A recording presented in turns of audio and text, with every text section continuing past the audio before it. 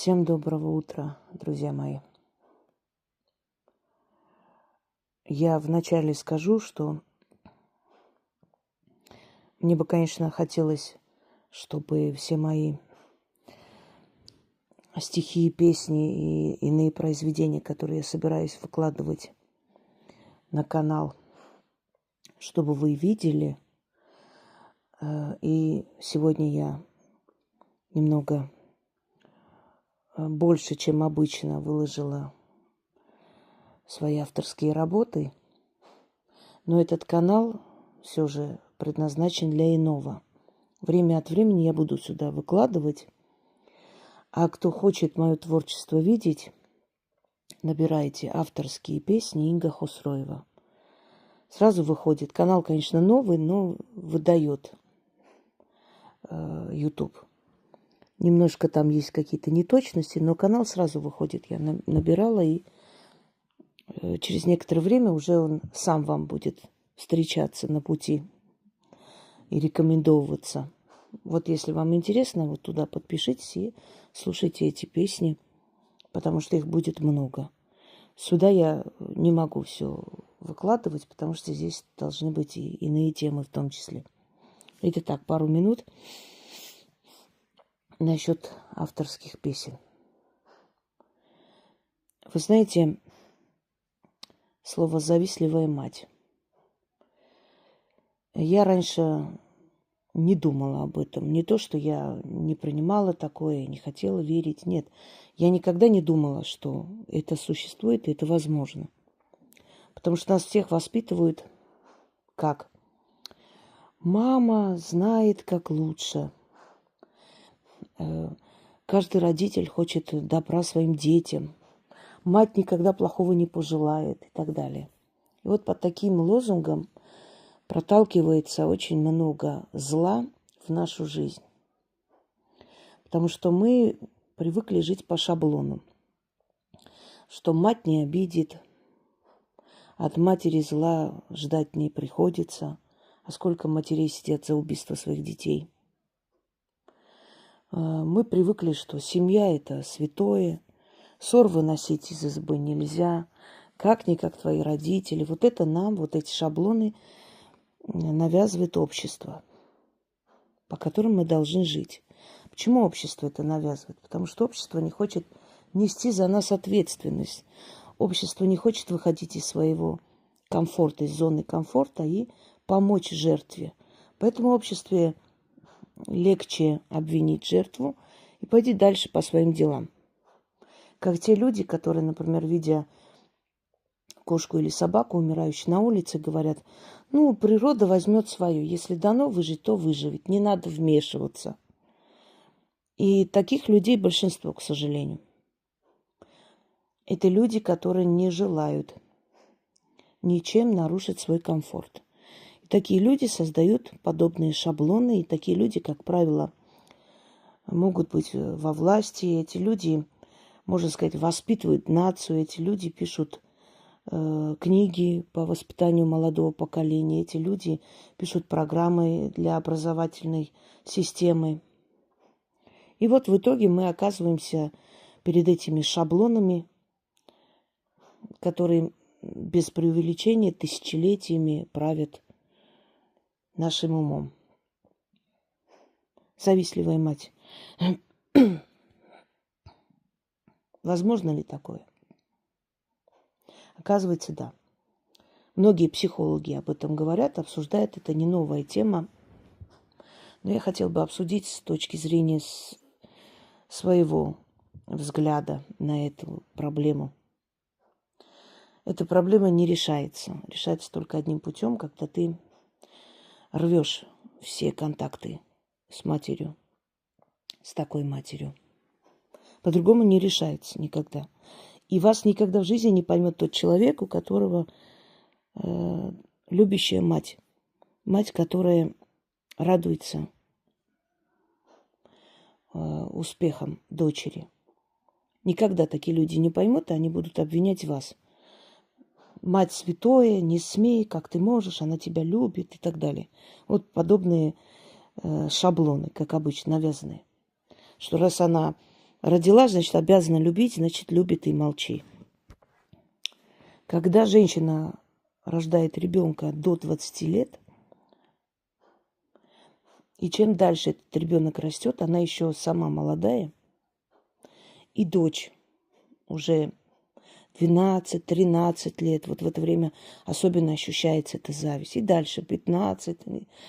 Вот представьте, она родила, например, в 18 лет или в 19 лет.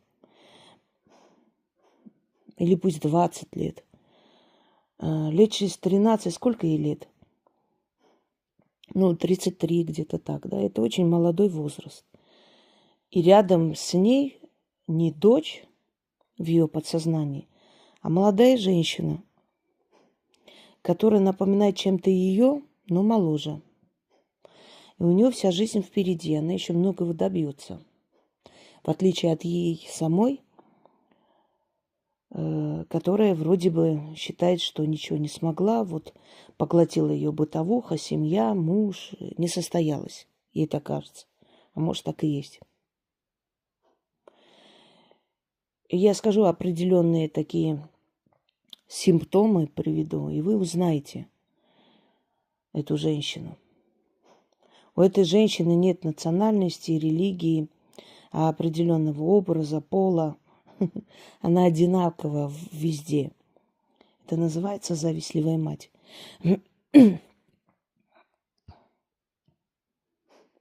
Если рождается сын в таком возрасте, совсем другие отношения. А если дочь, это соперница.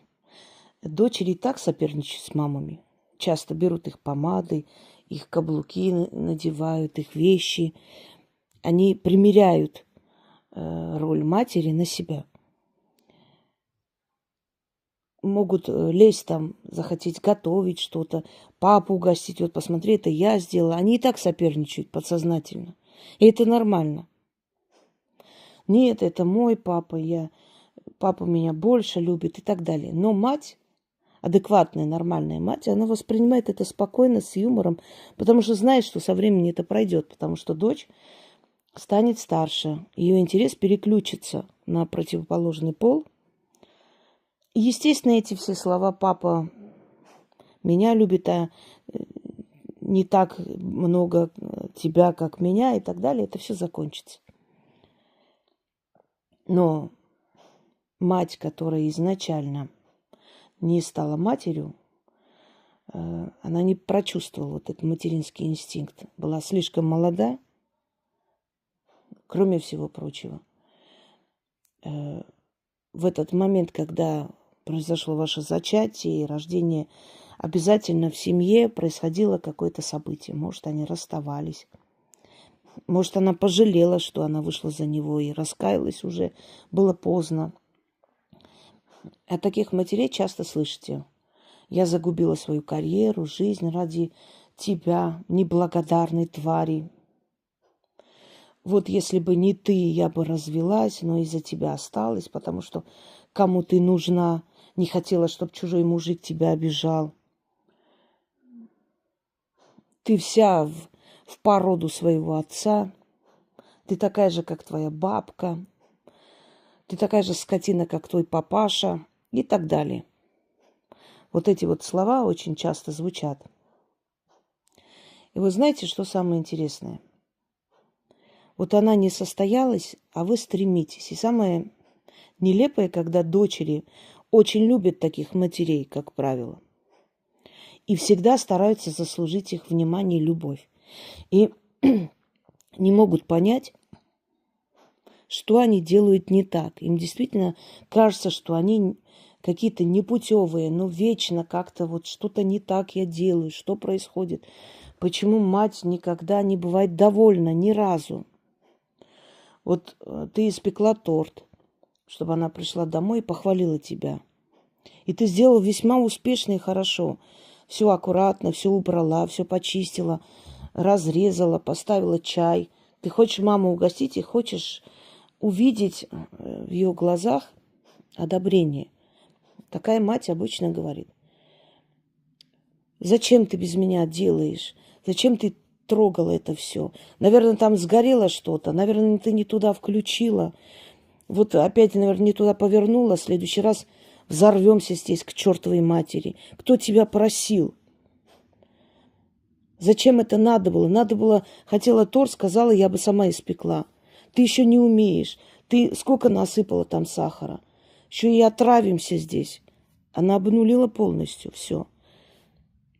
Ты стараешься дома прибраться все время, чтобы было чисто, готовить, чтобы, ну, как бы, она приходит уставшая, и ты не хочешь, чтобы она еще обременяла себя домашними делами. Она обязательно скажет, что ты плохо убираешься. Почему? Потому что, ну, ты же поверхностно просто убираешь, там протираешь пыль. А надо вон из углов все. Я-то знаю, как ты делаешь. Ой, ну, не надо было, я сама сделаю. Я и так знаю, что ты все равно плохо сделаешь. Какая разница, что там чисто. Это кажется.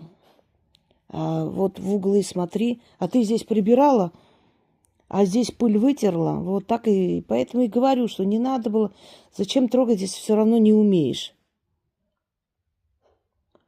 Если вы надели платье, оно вам идет, она обязательно скажет, что это некрасиво, что это вульгарно, что ты выглядишь как проститутка и накрасилась как доступная девка. И внушение все время, и пытается такая мать из тебя сделать преступницу буквально. Не просто там указывает на твои ошибки, исправляет, говоря о том, то есть предлагаю альтернативу, да, вот надо вот не так делать, а вот так вот. Она все время пытается тебя обнулить. И это должно происходить всенародно, знаете, такой вот казнь публичная. Она должна уличить вас во лжи при всех. Такая мать, она не может, конечно, открыто сказать, я тебе завидую. Так же, как подруга твоя не скажет, или люди, которые на тебя нападают, говорят, что там у них чувство справедливости, они там не любят, когда люди не на своем месте. Они будут приводить разные аргументы, что они добросовестные граждане, поэтому они хотят, вот они тебя исправляют твою работу. Но, конечно, никто открыто не скажет. Я завидую просто. Хочу тебя обнулить. Потому что ты посмела сделать то, на что у меня смелости не хватило. Потому что в этой жизни, чтобы подняться и добиться чего-либо, надо быть рисковым человеком. Во-первых, ты становишься публичной личностью. Значит, готовься к тому, что тебя будут тащить на заклание постоянно, что будет вранье, что будут интриги, что будут козни. Во-вторых, человек, который чего-то добивается, он всегда будет мишенью. Ему будут завидовать, пытаться с этого пьедестала скинуть. Это определенный риск, не каждый на это идет. Общество не очень долюбливает тех, кто себя чуть-чуть отделяет от него. Вот это болото будет тебя тянуть назад всеми путями, пока не доведет до депрессии, не сломает и так далее. Поэтому это большая храбрость захотеть чего-то в этой жизни. Вот у них не хватило этой храбрости, а у тебя хватило. Поэтому тебя должны принизить и сказать, что не такая уж ты и храбрая, как тебе могло показаться, что это тебе повезло. Все завистливые люди считают, что тот, кто чего-то добился, ему просто незаслуженно повезло. Каждый из них. Они закулисье успеха не знают, поэтому им так хочется думать.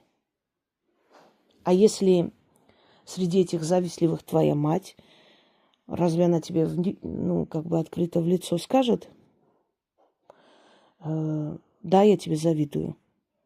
Ты добилась того, чего я хотела, не смогла. Я не хочу быть в твоей тени. Поэтому такие матери, они всегда подрезают крылья своим дочкам. Они всегда говорят: не выделяйся. Что ты все время, где бы ты ни была, пытаешься показать свои какие-то таланты, как ты там умеешь писать, что-то там читаешь. Будь поскромнее. Ты не понимаешь, что ты раздражаешь людей этим. Не надо выделяться все время, пытаться чем-то там выделяться от людей. Ты ничем не лучше людей, запомни. Молчи и терпи иногда. Не обязательно говорить свои мысли. И ты приходишь домой, и, будучи ребенком, не можешь понять, что ты не так сделала. Вот тебя попросили стих, ты прочитала свой стих, все похвалили. Вот ты там что-то сказала, свое мнение, какие-то исторические факты привела, и все удивились, что ты в этом возрасте такая начитанная. Но дома тебя будет ждать ад, потому что дома тебе скажут. Ты могла бы заткнуться. Не обязательно надо было выйти все время, как-то стремиться быть выше других. Что ты хочешь этим сказать? Ты хочешь сказать, что ты лучше других? Ты ничем не лучше других. Ты понимаешь, что такие люди долго не живут, что на таких людей смотрят, как на легкомысленных. Ты не думаешь, что там эти люди оценили твой труд и талант. Если среди твоих родственников кто-то тебя любит, то твоя мать обязательно будет подсыпать яд. Если с бабушкой хорошие отношения, она будет подсыпать яд. Твоя, ой, да, твоя бабушка такая хорошая, а вот мне вот сказала вот так вот. Мы когда с ней разговаривали, она про тебя вот так сказала. И это тебя очень сильно ранит, потому что, ну как, бабуля, мы только что говорили, она про меня такое думает. Да, конечно, думает. Не обязательно же будет говорить тебе в лицо. Так что и особо там не раскрывайся. Она будет ссорить вас с родственниками. Особенно с теми, с которыми у вас близкие отношения. Она вас поссорит. Каждый день будет говорить о том, как этот человек лезет в нашу семью, как вот он настраивает отца против нас. Если бы она была любящей тетей, или там мать, или бабушка, разве она бы так сделала? И в твоей детской душе накапливается яд, обида, боль. Что вот почему так? И если у тебя есть хорошие отношения с отцом, обычно у девочек бывают хорошие отношения с отцом в изначальном этапе жизни, то она обязательно это испортит. Например, она тебя отпустит гулять, а отцу скажет, что она не знает, где ты. И когда дома начнется, значит, скандал и оскорбление в твою сторону, она сделает вид, что она действительно не знала, где ты. Хотя ты отпросилась, ушла. Она знает это. Она сказала, хорошо, иди. Но когда придешь домой, она при отце скажет, я даже не поняла, что ты у меня просила, я даже не услышала, вообще просто ты там что-то сказала, и ты вот задыхаешься от чувства несправедливости, потому что тебя обвиняют ни за что. Но ей это нравится. Тебя принизили. Такие матери не любят, когда дочери там становятся общественными людьми. Они все время грозятся, запугивают. Таких людей сажают, таких людей преследуют. Зачем тебе это надо? Ты не хочешь спокойно жить, и нам не даешь. Из-за тебя и на нас это все обрушится. Вот ты вечно приносишь нам одни несчастья. Зачем тебе это надо было туда встревать? Зачем тебе это надо было эту женщину защищать? Кто тебя просил? У нее свои родственники есть, пусть защищают. Тебе больше всего надо. Везде ты суешься. И она хочет, чтобы вы всегда от нее зависели, чтобы она вас жрала. Она на вашем фоне должна выглядеть лучше. Глядя на вас, она себя считает неудачницей. Поймите одну вещь. Такие женщины не смотрят на вас, как на дочь. Она смотрит на тебя, как на соперницу. И никогда ты ее дочерью не станешь. Даже когда ты умрешь, она особо переживать не будет. И таких случаев много, и на этих шоу показывают, как она спокойно выселила внуков, забрала дом у дочери после смерти, как она перед смертью уговорила переписать на нее в полумертвом состоянии и так далее. И она живет спокойно, она абсолютно не переживает, ей становится легче. Она даже может сказать, ой, это может быть и стыдно как-то звучит, но вот если честно, мне так легче стало прям жить на свете.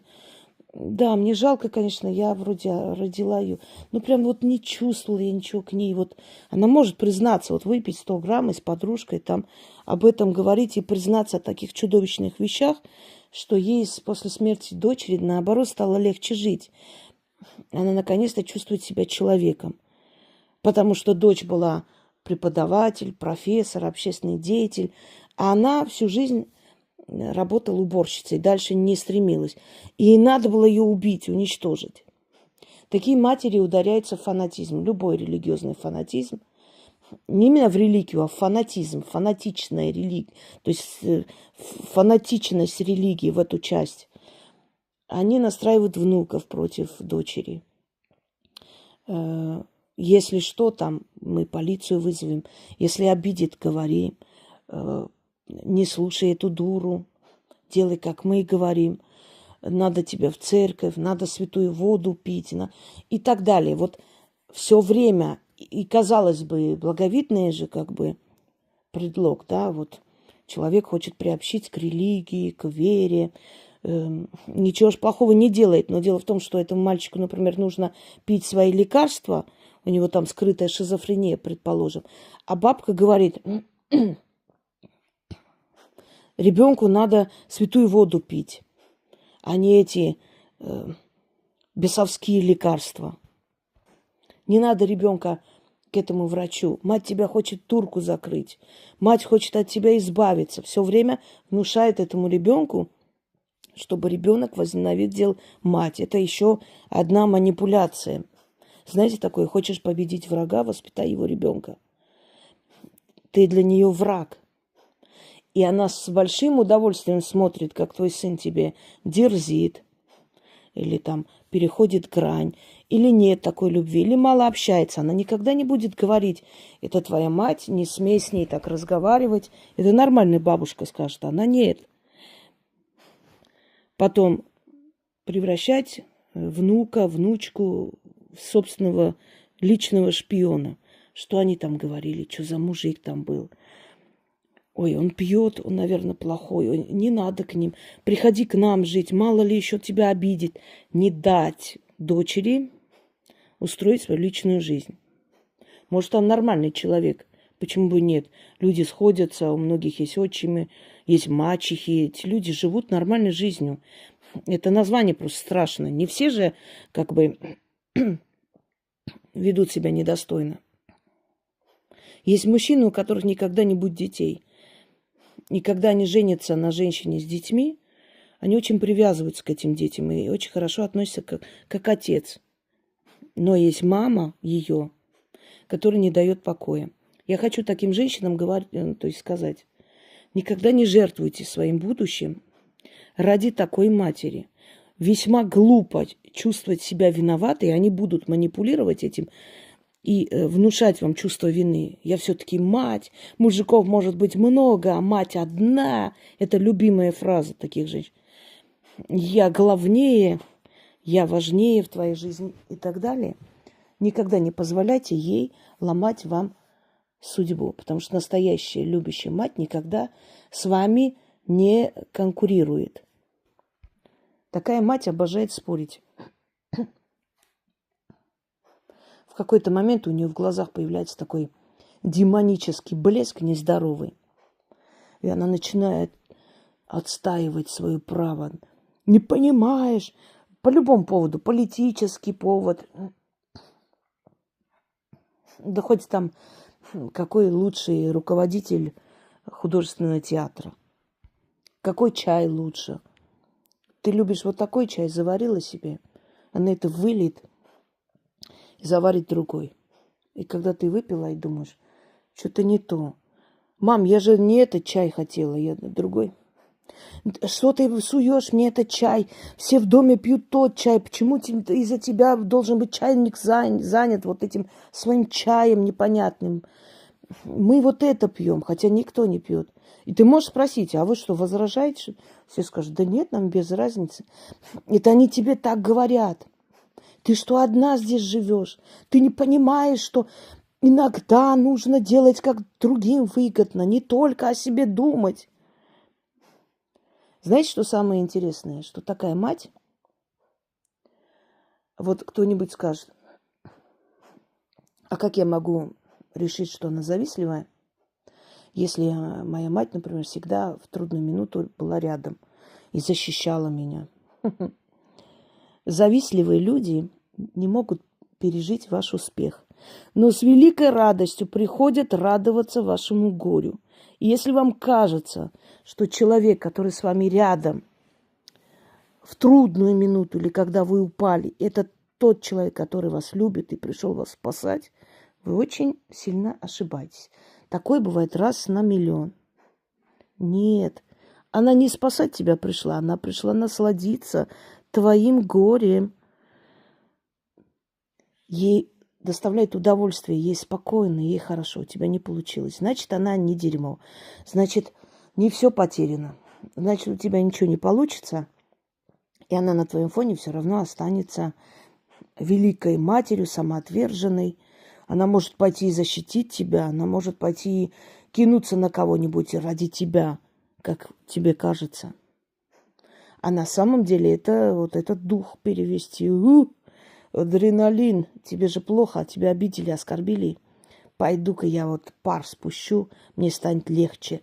Но не ради тебя, а ради того, чтобы показать, что я важнее. Ты видишь, без меня ты никто. Вот я пошла, тебя защитила. А если бы меня не было рядом? Тебя бы заклевали. Ты же такая несчастная. Ты же такая, как бы, беспомощная. Я пошла, защитила тебя. Нет, ну нормальная мать тоже защищает.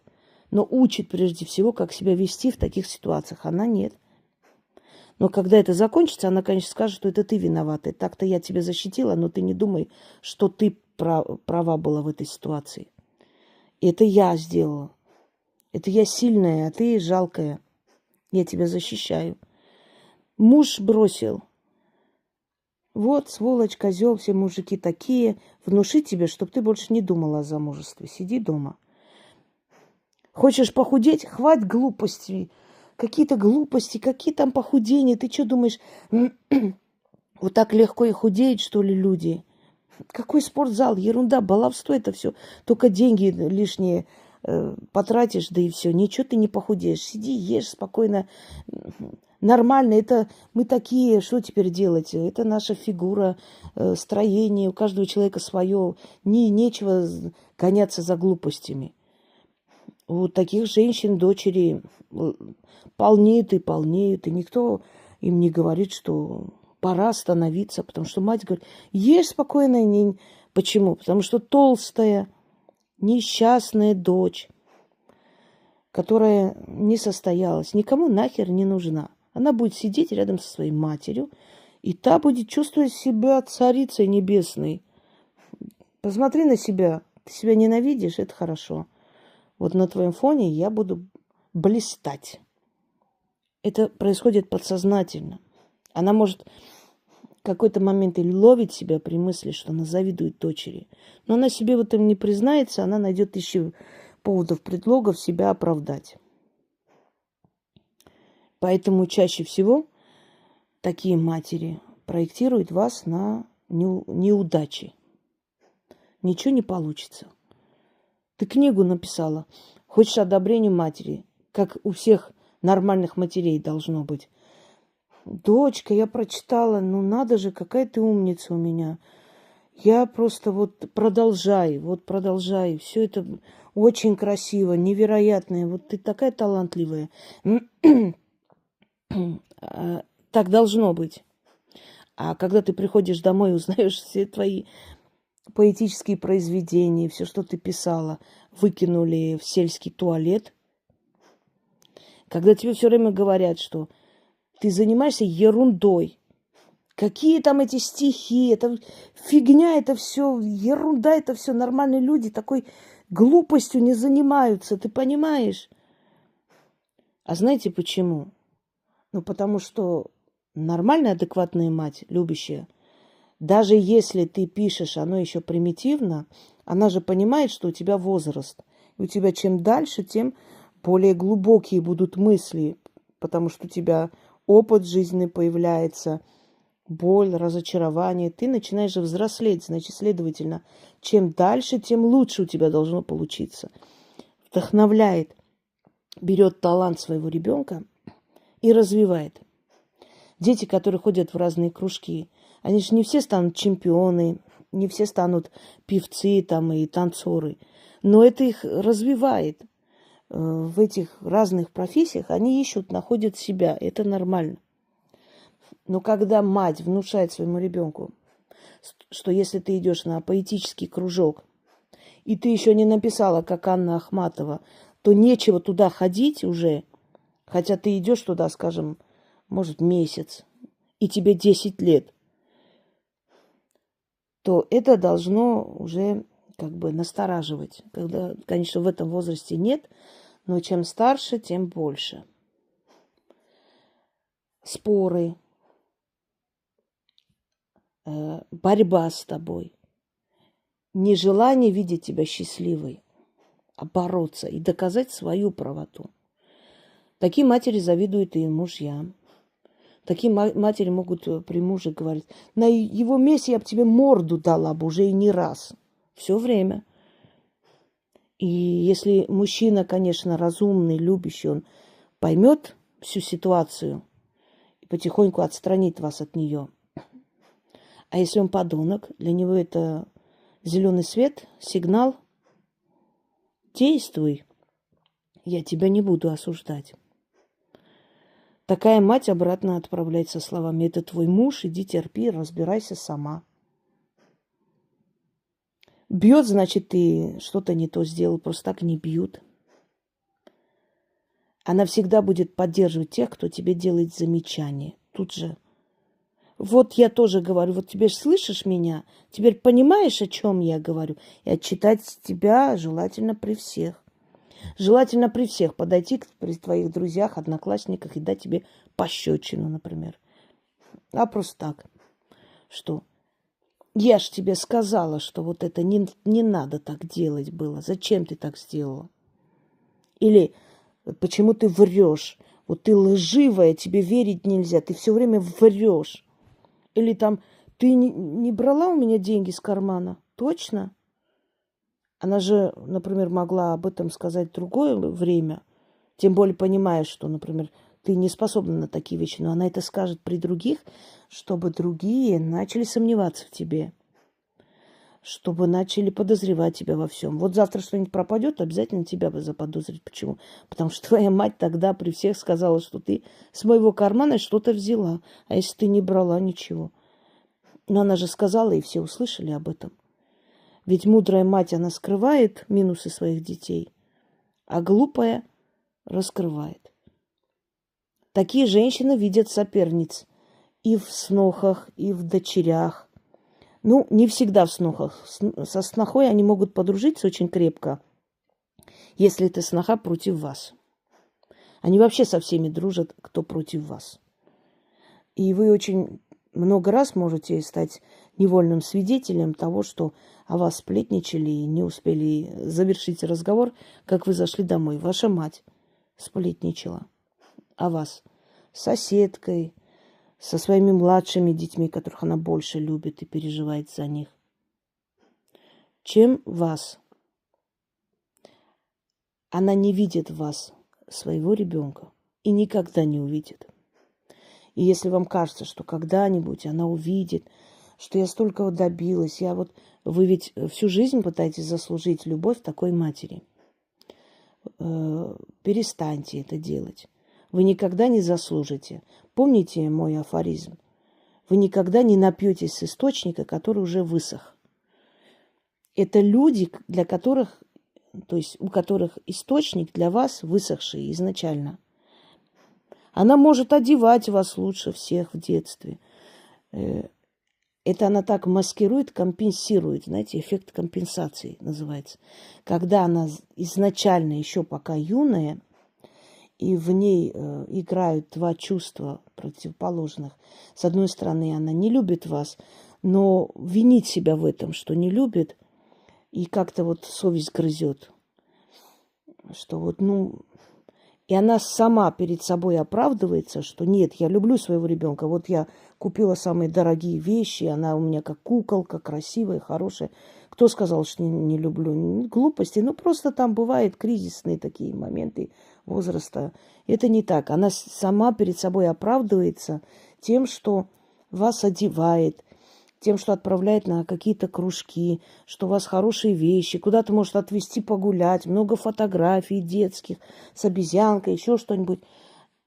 Это все для того, для будущего, что когда вы скажете, ты не любишь меня, и я это чувствую, она тебе сунет в глаза. Смотри, если бы я тебя не любила, столько фотографий, самые лучшие, ты у меня ходила как кукла. Как может нелюбящая мать столько для тебя делать? Она припасла заранее продуманно сделала это все, чтобы потом, когда придет время, а ты упрекнешь, и она же чувствует, что это будет, чтобы у нее были алиби против тебя. Если она мечтала родить много детей, вы родили, она будет все время упрекать. Зачем тебе это надо было? Столько детей. Ну что за мода пошла? Зачем тебе это нужно? Хотя она сама говорила, хочет большую семью. Вы осуществили подсознательно эту мечту, чтобы мама похвалила? Нет. Если она хотела сына, родила ты, она просто твоего сына отберет, не более того. И будет тебя упрекать в том, что ты плохая мать. Почему? Ну, найдет много аргументов это сказать. Она может очень быть счастлива, когда вы приезжаете издалека. Потому что если вы чего-то добились, значит, у вас, вы с дарами, с деньгами приходите к ней. Ну и потому что вы далеко находитесь. С одной стороны, ей легче так, что она вас не видит каждый день. Не маячите перед глазами и не хвалит вас постоянно. Это ее не раздражает. С другой стороны, ей хочется, чтобы у вас все разрушилось в жизни, чтобы вы пришли, бедные, несчастные, точнее, приползли к ней, а она сверху вниз, глядя на вас, сказала, видишь, ничего у тебя не получилось. Надо было мать слушать. Не надо было из себя строить профессора там. Куда ты лезешь? Зачем тебе это надо? Вон, иди работай на зарплату спокойно там где-нибудь вахтершей.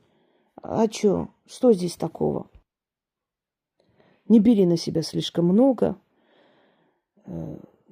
Эта ноша тебе не по плечу. Живи тихо, спокойно, никуда не высовывайся. И она не скажет вам открыто, но это звучит так. Не добивайся ничего, будь толстой, старой, уродливой, тупой дурой, и тогда, может быть, я тебе прощу за то, что ты существуешь. Вот и все. Это единственный выход заслужить одобрение такой женщины. Быть никем, ничего не добиться, быть несчастной, глупой, бедной, незаметной серой мышью. Вот если вы хотите, чтобы ваша мать такого расклада ума, то есть склада ума, неправильно сказал, была вами довольна, не надо стремиться показывать и кидать к ее ногам ваши достижения. Мама, посмотри, какая я умница, сколько всего я сделала. Нет. Если вы хотите, чтобы она вас одобрила, вот будьте ровно такой, как я вам сказала. Если вы хотите ее одобрения, если вы ради этого стараетесь. Одобряйте себя сами, хвалите себя сами. Не бахвальствуйте, не как дура стойте перед зеркалом, говоря о том, что я царица небесная и самая лучшая. Нет, это глупо, это деградация. Когда человек считает, что он уже всего добился, он самый лучший, он уже деградирует. Это неправильно. Не в этом смысле. Но если есть чем гордиться, почему бы нет? Я сделала, я молодец.